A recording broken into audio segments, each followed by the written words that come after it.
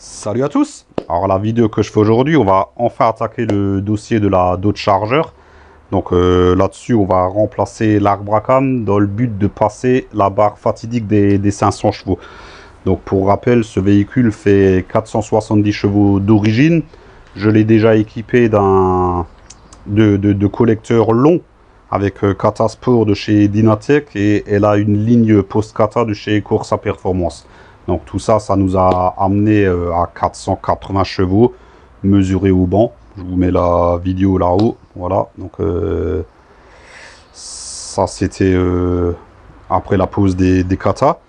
Et là maintenant, on va passer à la pose de l'arbre à cam. Donc j'ai choisi un modèle de chez Inertia Motorsport dans le but de passer la barre des 500 chevaux. Cet arbre à cam, c'est pareil, je vous l'avais présenté lors d'un petit live. Pareil là-haut. Et là, on va le poser ensemble. Et puis, le final, ça sera le passage au banc avec, je l'espère, un chiffre qui commence par un 5. Voilà. Donc, la procédure, on va la faire étape par étape afin que même les moins dégourdis puissent se lancer, puisque ça reste que de la grosse mécanique. Hein. Il n'y a rien en compliqué en soi, mais voilà, il faut être minutieux quand même. Donc on va filmer ça étape par étape afin que tout le monde puisse se lancer. Donc forcément les premières étapes ne seront peut-être pas très intéressantes puisqu'il va falloir dégarnir toute la face avant, vidanger le circuit de refroidissement, tout ça. Mais bon voilà, il faut passer par là. Et je rappelle que cette procédure s'applique à tous les possesseurs de Mopar équipés d'un IMI de dernière génération. Donc j'entends par là tous ceux qui ont des 5 litres 7, des 6 litres 1, des 6 litres 4 comme ici, ou même le 6 litres 2 avec le compresseur. Sauf que là, en plus, il faudra retirer le compresseur. Mais bon, c'est pas la question. Donc là, on perd plus de temps et puis on commence par attaquer le déshabillage. C'est parti.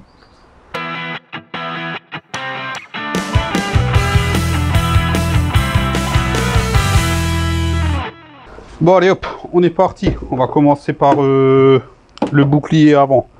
Donc là, quand on ouvre le capot, on a déjà un ensemble entièrement clos, sans vis apparente, sans rien. C'est américain. Les Américains, c'est pas compliqué. On tire dessus. Voilà. C'est fixé avec des clips. C'est assez costaud. Il n'y a pas besoin d'avoir peur. Voilà. Par contre, il faut que je foute tout ça de côté parce qu'il risque d'y avoir quelques pièces là. Je vais mettre ça là en attendant. Au pire, je ferai le ménage entre deux prises de vue. Ensuite, bah, attendez, je vais vous prendre avec moi, ça sera plus simple. Voilà. On a des clips ici pour enlever le bouclier. Il y en a 4 au-dessus. Alors, toutes les Mopar, hein, que ce soit les Chargers, les Challenger, les 300C, c'est toujours constitué à peu près pareil. Le bouclier s'enlève en complet, donc avec la calandre et tout. Donc il y a des clips au-dessus. En général, il faudra que je la lève. Il y a les clips, les premiers clips du passage de roue à enlever. Et au niveau de la jonction ici, il y a souvent une ou deux vis. Et bien sûr, en dessous, ça je vais lever la voiture, il y a une série de vis qui font le tour complet. Voilà. Et là, après ça, le bouclier devrait sortir tout seul. Pour les clips au-dessus, hein, il existe bien sûr des petits outils adaptés maintenant. Souvent c'est des coffrets complets. Moi j'ai un coffret complet. Il y aura le lien en description bien sûr, qui permet de retirer toutes ces agrafes, que ce soit aussi bien ça que dans l'habitacle que n'importe où. C'est quasiment indispensable de nos jours avec les véhicules modernes où quasiment tout est clippé. Donc les 4 là sont retirés, je lève la voiture et puis on va voir au niveau du passage de roue. Le véhicule est levé, donc il suffit juste de braquer les roues et on a ici ouais, juste 2 clips. Certains en auront peut-être 3, je sais que les 300C, il y en a 3.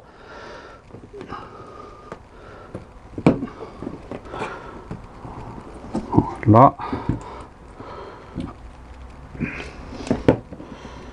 Et voilà. Hop.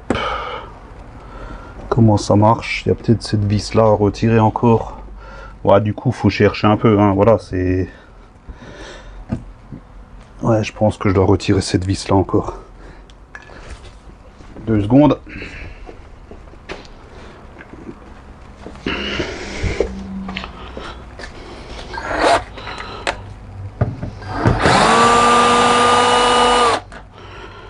Voilà. Est-ce que ça s'ouvre maintenant?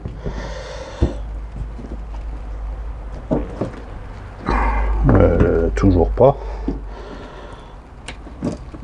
Pourquoi ça ne s'ouvre pas?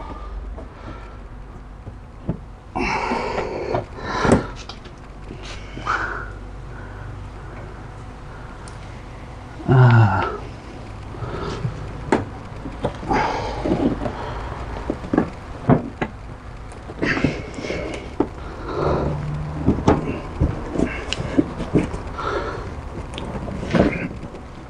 Bah merde.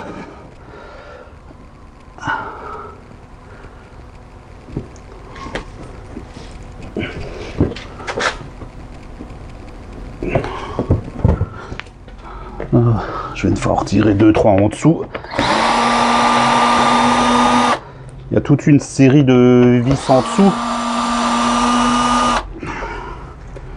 Hop. Je vais quand même vous montrer. Voilà, donc en dessous, tout du long, qui font le tour complet du bouclier. Il y a des petites vis de 7. Donc là, j'en ai déjà retiré quelques-unes, parce que là, je comprends pas pourquoi je n'arrive pas à dégager mon... Ah si, maintenant. Ah, c'est quand même costaud comme plastique, quoi. Voilà. Ah oui, voilà. Et du coup, là, il y a une vis... Est-ce qu'on la voit? Hop. Ici, une petite vis de 10. Sur les 3 sensés, je sais qu'il y en a 2 et qui sont inclinés vers le haut. Donc ici, il n'y en a qu'une. Donc une de chaque côté. Plus tout ce qui est autour. En bas. Et en haut, on a déjà défait. Donc là, je vais faire pareil de l'autre côté. Je défais le tour complet en dessous. Et puis je vous reprends juste après pour la dépose du bouclier. Ça m'arrange bien de déposer ce bouclier parce qu'en fait pour l'homologation il m'avait mis des petits trucs à LED là qui sont collés en guise de veilleuse, qui ont marché une semaine à tout péter. Donc ça va me permettre de virer ça. Donc il faudra aussi faire attention en déposant le bouclier de ne pas le retirer d'un coup, puisque forcément il y a les connectiques des anti-brouillards. Les lave-phares, tout ça, il faudra tout déconnecter. Donc il faudra vraiment le retirer doucement. Bon, je m'occupe à défaire toutes ces vis et je vous reprends juste derrière. Bon, j'ai supprimé toutes mes vis partout. Donc logiquement là, il devrait pouvoir commencer à sortir. Par contre, pour le dégager sur le côté là, il faut quand même, hop, voilà, le tirer un petit peu sur le côté. Faire pareil de l'autre côté.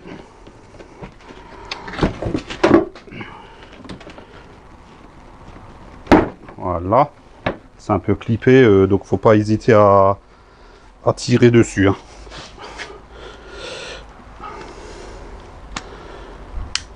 Voilà, là, comme ça. Et là, normalement, on doit pouvoir bah ça c'est bon, il vient tout seul, quoi. Par contre, ouais, faut quand même y aller doucement à cause de toutes ces connectiques là qui sont déjà en train de m'embêter. Faut savoir que moi les lave-phares c'est pas d'origine, hein, ça a été rajouté pour l'homologation. Donc faut que je vois, parce que je sais que sur les pare-chocs d'origine en général il y a bien plus de mou que ça. Et puis il y a un système pour le déconnecter rapidement. Et ça je crains que je ne l'ai pas ici. J'ai bien le tuyau là, et oui, puis il part directement dans le faisceau. Je vais essayer de vous montrer.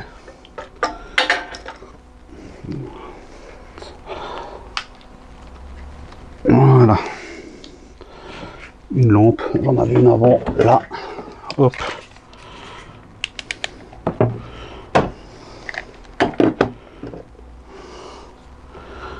Voilà, j'ai mon tuyau ici de la phare qui va directement sur le gicleur. Et il est accroché tout au fond là derrière avec le reste du faisceau. Et donc là, je suis en train de tenir le pare-choc avec mon genou. Faut que je déconnecte tout ça. Donc j'ai les tuyaux du phare à défaire. J'ai en bas connectique des anti-brouillards. Et puis comme dit, mes deux petites veilleuses. Donc je vais défaire ça hors caméra, sans faire de gymnastique. Et je vous reprends. À tout de suite. Voilà, on y est. Pour déboîter les tuyaux, j'ai utilisé cette pince là qui m'a quand même bien servi. Parce que il y a de la pression, donc c'est quand même emboîté assez fort. J'ai pu déboîter les deux. Côté passager, j'ai déjà défait ma petite veilleuse. Elle est où maintenant? Elle est juste là. En fait, elle est collée au double face, donc je l'arrache, je la renfonce dedans. Et puis il reste l'anti-brouillard. Là, en fait, je sors juste la douille. Et voilà. Et là, hop. Notre bouclier est tombé. Donc je vous laisse 2 secondes. C'est gros, je vais aller trouver un endroit où poser ça sans abîmer la peinture sur des tréteaux et puis je reviens. Voilà, donc je vais continuer à travailler hors caméra pour gagner un petit peu de temps. Je vous explique quand même ce que j'enlève. Donc maintenant on va enlever le pare-choc en lui-même. Donc il tient avec, à travers ces trous, 8 vis, il y en a 4 de chaque côté. Il y a des petits plastiques encore clippés un petit peu à gauche à droite qui sont là dessus. J'ai ici la sonde de température extérieure, pareil, à déconnecter. Le radar anti-collision, pareil, à déconnecter. Et encore, on voit moins bien, c'est un peu sombre. Tous les petits plastiques là à déclipper, hein, c'est toujours pareil, hein, c'est américain, c'est des petits clips là réutilisables, ça s'enlève sans souci. Donc je vais m'occuper à défaire tout ça. Au pire, je vous laisse ici et puis on passe ça en accéléré.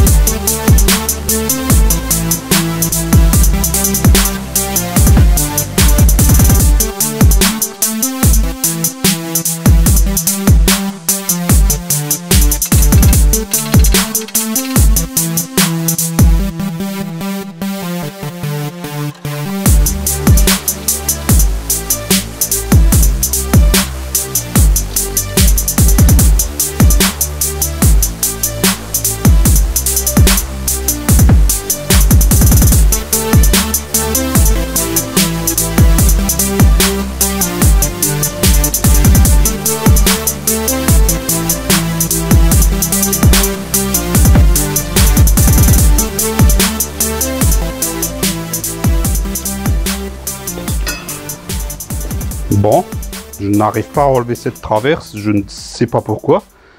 Elle ne tient plus à rien du tout. Il y avait 8 vis, elles sont enlevées. Je vais beau regarder, je ne vois pas de vis supplémentaires et c'est qu'un bout de ferraille. Je comprends pas. Je me suis amusé avec un pied de biche, c'est pas l'idéal. Du coup, je vais chercher un jeu de levier. Je me demande, ça doit être collé ou un petit peu rouillé. Parce que je vois, il y a quelques traces de rouille déjà. Peut-être rouillé au niveau du châssis.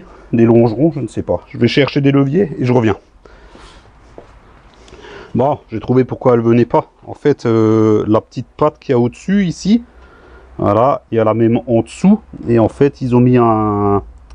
Il y a un petit point de soudure. Je sais pas pourquoi ils ont mis un petit point de soudure. Donc, il y a 4 petits points de soudure. Ici, il y a le même en dessous. Tiens, d'ailleurs, on le voit bien en dessous. Hop. Bon, du coup, on le voit pas bien avec la lampe. Ouais, enfin bref, il y en a un en dessous. Donc j'ai 4 points de soudure à faire sauter. Je sais pas pourquoi ils ont fait ça, ça m'arrange pas du tout. Hein. Enfin bref, je vais pas perdre de temps. Je vais chercher marteau burin. Je vais faire sauter ça hors caméra. Et je vous reprends juste derrière. Pas moyen de faire sauter ces maudites pattes au marteau burin. Je suis en train de les esquinter qu'autre chose. Donc là, je change mon fusil d'épaule. Je cherche les forêts. Et du coup, ben, je vais percer les points de soudure. Hein. C'est des petits points là, à mon avis, qu'un forêt de 6 ou 7, ça devrait passer. Donc je fais ça pareil hors caméra et je vous reprends juste derrière. Perçant, j'y suis pas arrivé. Hein. Je pense que c'est comme ferraille. J'ai cassé 2 forêts. Donc j'y suis pas allé par 4 chemins. Hein. J'ai coupé les petites pattes à la disqueuse. Je ne sais même pas pourquoi ils ont soudé ça. Peut-être pour que ça tienne le temps qu'ils mettent les vis en usine, je ne sais pas. Donc là, maintenant, voilà. Là, je peux retirer mon pare-choc. Hop, j'essaie de vous montrer.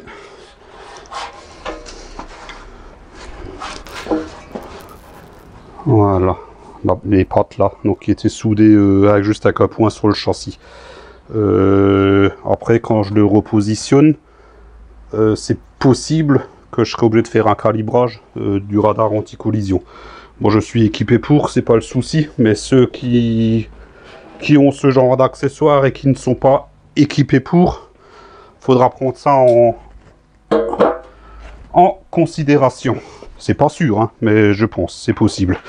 Du coup, là, on peut retirer ces 2 caches en plastique. Ici, il y a encore des... Hop. Faisceaux qui est accroché dessus. Hop. Ah ben non, c'est bon. Il se dégrafe tout simplement. Je suis pas obligé de couper quoi que ce soit. Voilà. Donc ça, c'est pareil. On va mettre ça de côté. Il faudra juste que je fasse attention. Le sens au remontage. Là, il y a une petite mousse qui s'est décollée. Mais bon, c'est normal, c'est américain. Où c'est qu'on en est là? Hop, attendez, je vais vous prendre avec moi.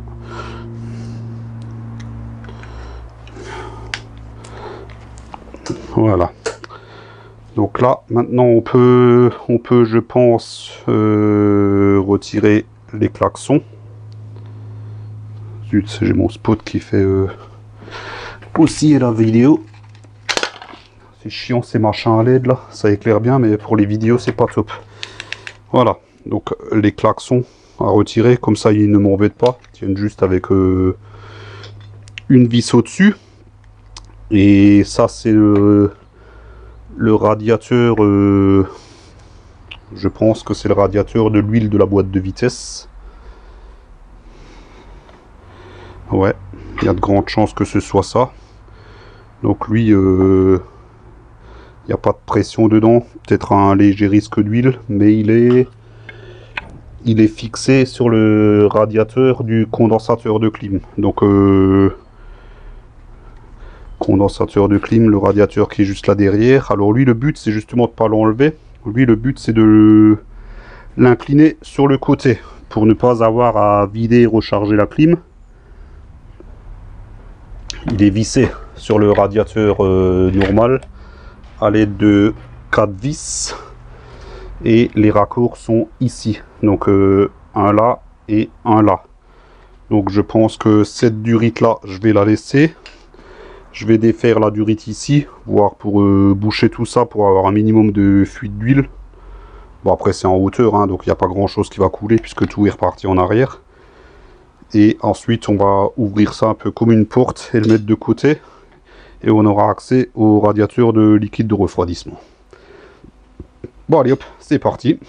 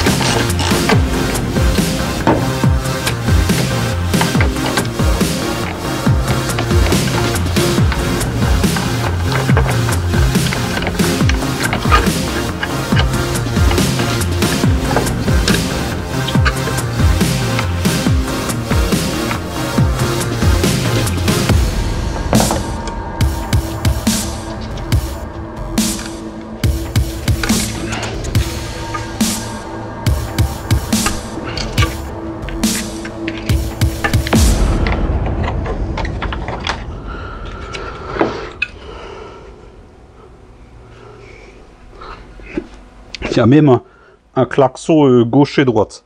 RH et LH. Fallait le savoir. Hein. Donc, faudra pas les intervertir au remontage. Hein. Excellent. Allez, hop. Les câbles, tout ça, va monter ça là-haut. Comme ça, ça ne nous embête pas. Ensuite, on a notre radiateur d'huile.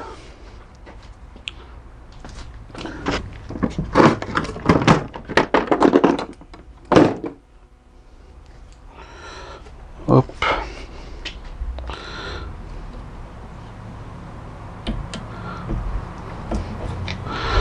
Voilà.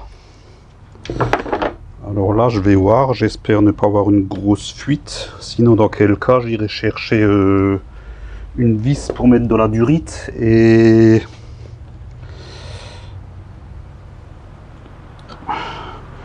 un bout de durite, enfin quelque chose pour fermer de l'autre côté. On va y aller doucement. Je vais préparer un... Ah bah tiens, hop. On va mettre ça là, au cas où ça pisse.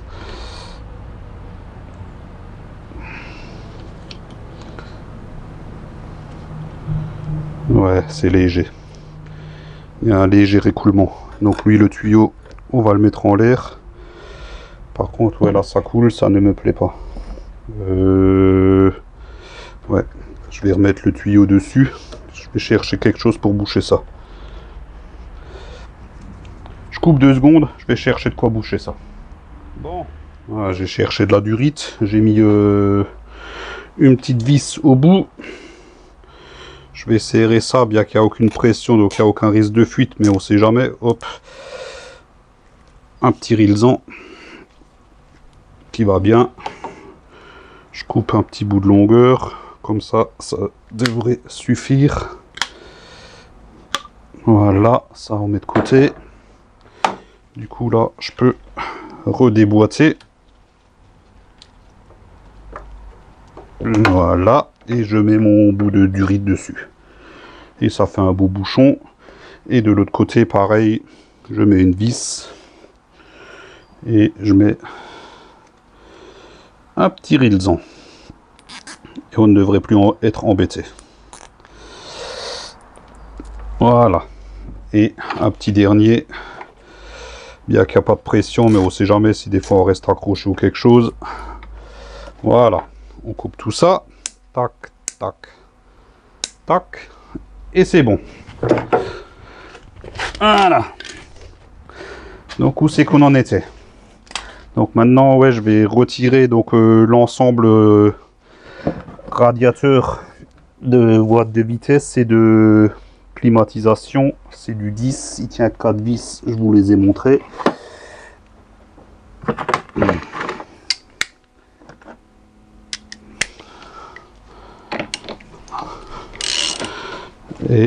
Et on va ouvrir ça un peu comme une porte. Normalement, il y a assez de jeu parce que j'ai pas du tout envie de vider la clim. De toute façon, là, c'est un peu tard. Hein. Je tout démonté, je vais pas tout remonter pour aller la vider. Donc, il n'y a pas le choix. Hein. Voilà.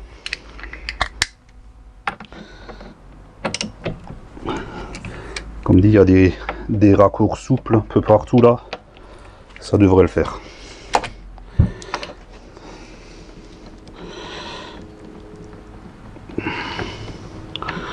Voilà, tout ça, ça descend gentiment là. Hop, alors là, il y a une patte qui vient de tomber. Putain, j'ai pas fait gaffe comment elle était maintenant. Merde. Qu'est-ce qu'elle tenait cette patte d'abord?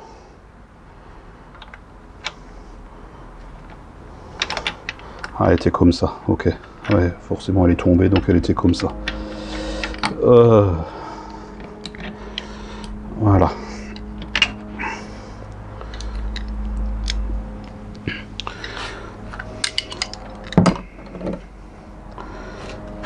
On met ça de côté.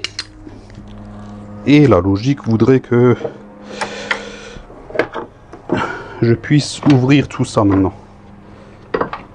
Voilà. Ouais, nickel.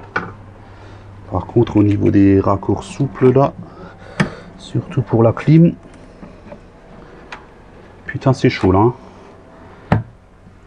Ah, là il faut que je regarde à l'intérieur pour voir s'ils sont attachés quelque part, que je puisse les ouvrir.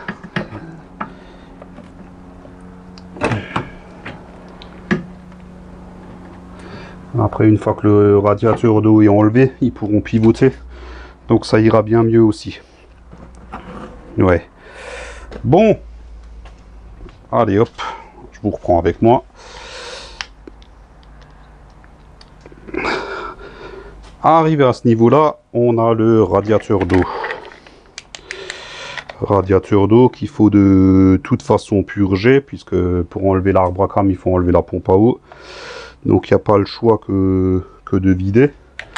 Et là, c'est ce que je vous montrais, les raccords rigides là, en fait j'arrive pas à tourner, ils me coincent contre le radiateur d'eau, mais une fois que le radiateur d'eau sera enlevé, je pense que je pourrai l'ouvrir entièrement, ça me donnera après un accès au moteur. Et même comme ça, au pire, ouais, ça devrait être jouable, faut juste que je gagne quelques centimètres. Pour le radiateur d'eau, je vais pas m'embêter, je vais passer en dessous, je vais enlever la grosse durite. Quoique il y a une purge. Est-ce qu'il y a une purge sur ce radiateur? Ouais, il y en a une. Hop, elle est juste là. Ouais, il y a une purge. Au pire, je lève et puis je vais laisser couler. Ouais, ça m'évite d'enlever le cache inférieur en plastique là. Si j'ai pas besoin d'enlever ça, c'est toujours ça de gagner. Parce que là, si je déboîte la durite, il y a tout qui va couler dans les caches. Tandis que la purge du radiateur, ah ben non, je raconte des conneries. Il n'est même pas troué, le cache n'est même pas troué pour faire ressortir la purge du radiateur. Merde. Bon, ben il n'y a pas le choix que de virer ce cache sous moteur. Bon, ça c'est pareil, hein, ça tient avec quelques vis en dessous. Donc je vais virer ça hors caméra, je lève la voiture et je vous reprends derrière. Bon, là j'ai déboîté la durite inférieure, donc je suis en train de purger le liquide de refroidissement. J'attends que ça a fini de couler. Je suis désolé, je travaille beaucoup hors caméra parce que je veux gagner quand même un petit peu de temps, histoire d'avancer, parce que c'est quand même un gros travail. Donc une fois que ça a fini de couler, on va enlever le radiateur. Donc il faudra bien sûr déboîter la durite supérieure, pas de secret à ça. Il tient avec une vis en haut ici. Hop, je regarde, il y en a une autre en haut ici. En bas en fait, il est juste emboîté. Voilà, dans des espèces de cils en bloc. Donc je pense qu'il faut défaire les deux vis en haut pour enlever ces espèces de brides. On l'incline en avant et on le lève et il doit se déboîter. Bien sûr, il faudra faire attention puisque tout le groupe... Hop, est-ce que je peux vous le montrer par en dessous? Ouais, voilà. Ici, il y a tout le groupe motoventilateur qui va venir avec. Donc bien sûr, faudra enlever les connecteurs. Il doit y avoir un ou deux connecteurs qui traînent aussi à gauche à droite, genre sonde de température, conneries comme ça. Donc au pire, je l'enlève et je vous montre derrière. Allez hop, c'est parti. Alors pour la durite supérieure, je vais la déboîter au niveau du thermostat, pas du radiateur. Parce que de toute façon, tout ça, il faudra l'enlever. Comme ça, cette durite, elle sortira avec directement avec le radiateur. On va enlever la petite aussi là qui va... je crois que c'est celle-là qui va au filtre à huile en fait. Voilà. Hop. Le plus dur avec ces durites, c'est toujours de les déboîter en fait. Ah non, celle-là, ça va. Hop, elle vient. Et la petite, voilà. Faut pas éviter de tirer dessus. Essayez d'abord de les tourner pour les décoller. Et une fois qu'elles sont décollées, normalement ça s'enlève relativement bien. Voilà. Donc celle-là, elle va où? Ah oui, elle descend au niveau du filtre à huile. C'est bien ça. Au pire, je l'enlèverai entièrement. Après, qu'est-ce qu'on a ici? Les connecteurs du groupe motoventilateur. donc qui arrivent par là. Ils sont accrochés ici. Est-ce que je peux déboîter ouais, voilà. Il y a une petite griffe qui était prise dans une ailette. Et le connecteur, est-ce qu'on le voit de là où vous êtes? Non, on le voit pas. J'essaie de vous le montrer quand même. Après, c'est possible que pas forcément toujours au même endroit. Il est juste là. Voilà. Hop. Donc c'est un gros connecteur. Système de toujours de languettes, tout ça.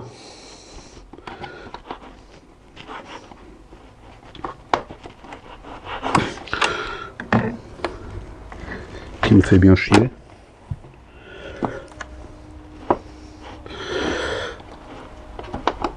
Ah putain, saloperie. Ah là.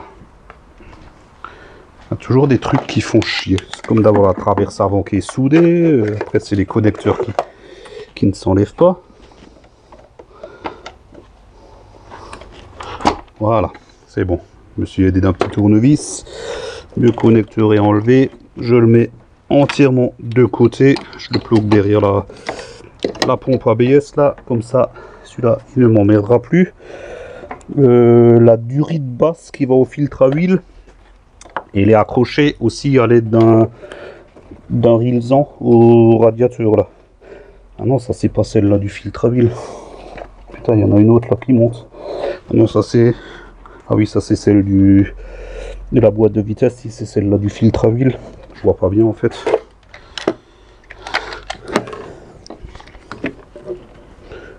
Ouais, elle est accrochée avec un rilsan. Donc on coupe. Putain, tu parles d'une accessibilité là. Merde, je vais pas y arriver.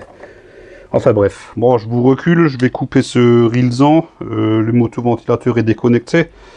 Et normalement, comme dit, hein, le radiateur, on l'incline en avant et on le déboîte. Je fais ça et je reviens vers vous. Bon, là, j'ai tout enlevé. Je l'ai déjà déboîté d'un côté. Je suis en train de le sortir de l'autre. Donc là, on peut le sortir en faisant attention de rester accroché nulle part. Voilà. Nickel. Hop, merde, il est rempli de flotte. Ah.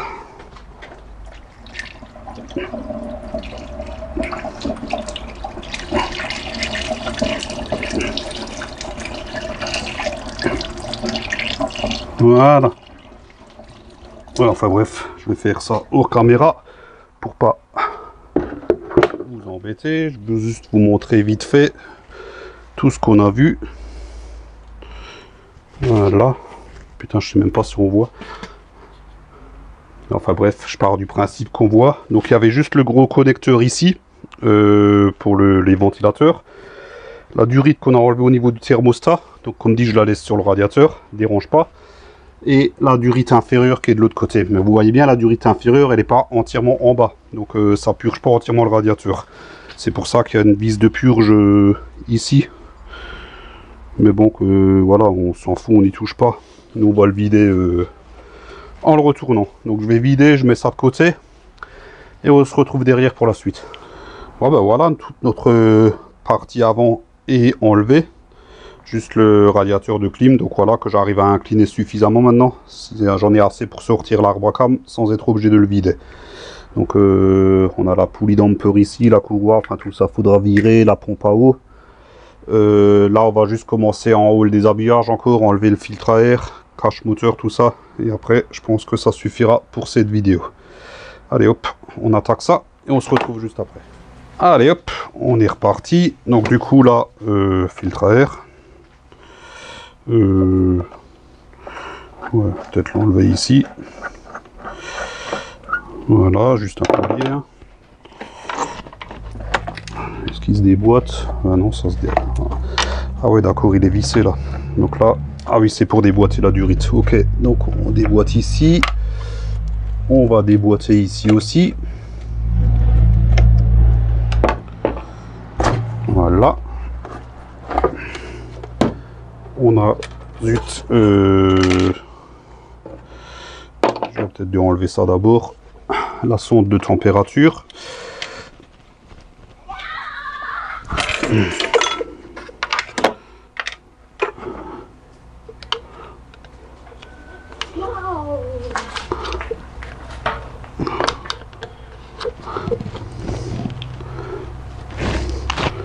Qui ne veut pas venir. Allez. Et le tuyau du reniflard, je vais peut-être déjà enlever celui-là. Ben non, là je peux le déboîter ici. Ah oui, voilà. Et du coup ça, voilà. Ça serait bien que je puisse quand même l'enlever. Ah ben voilà. Ah, c'est carrément toute la sonde qui sort là. Ça par contre ça me plaît peut-être que moyennement. C'est un coup à l'abîmer.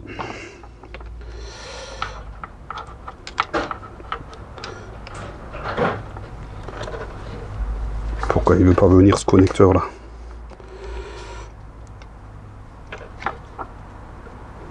Ah ben voilà.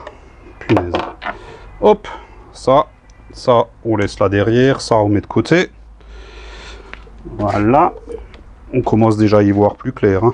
On enlève, hop, les caches moteurs. Ah oui, le collier là, on va le laisser là. Caches moteurs, ils sont juste clippés.